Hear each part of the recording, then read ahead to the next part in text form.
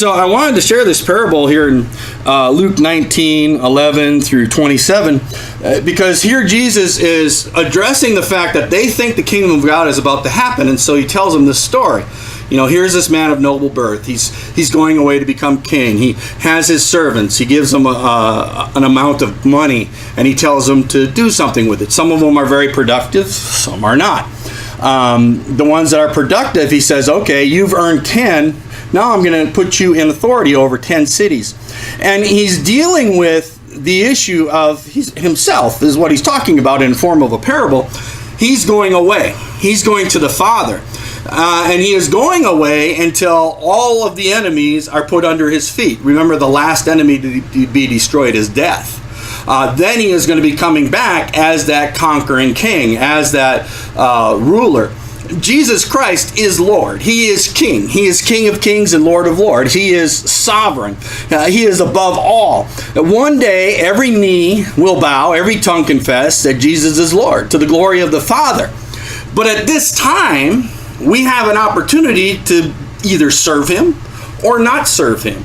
We can be like the servants that take what he gives us and are productive with it, or we could be like the servant that takes what he gives us and are not productive with it, or we could be like those that didn't want anything to do with him and said, he's not going to be king. Right? We know people like that. They're all around us, aren't they?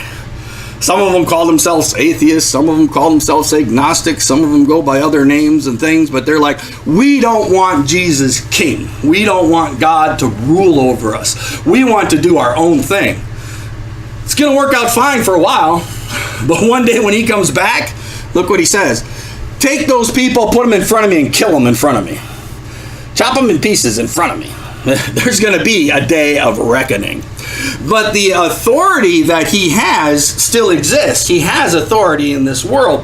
And as we go under his authority and are faithful, think of stewardship, faithful stewards of what he gives us, then we are able to function in more and more authority, to the point where, look at what he says to these servants. He's like, he's giving them this mina, this money. One of them earns 10. He says, I'm going to put you over 10 cities. It has to do with authority. It has to do with rulership. It has to do with leadership. It has to do with walking in the authority of God. And the reason that's important is because Jesus is king of a kingdom. Not just a kingdom here in this world that's suddenly going to appear that they thought, which wasn't at all what they thought it was going to be, right? Because he's king. Kingdom of God exists all around us. But it's not what they thought. It's not this big army. Remember when he's before Pilate, he's like, if my kingdom was of this world, my people would fight for me. It's not of this world. Pilate's like, oh, you are a king. Gotcha. But so he has this rulership, he has this authority, and he's giving us stewardship authority in our lives, in this world, things that we have stewardship over, things that we have authority over. As we are faithful in operating in that authority under Christ's rule, then we get more and more authority. Now, the reason that's important is because Jesus is the king. He's the top of the authority, right?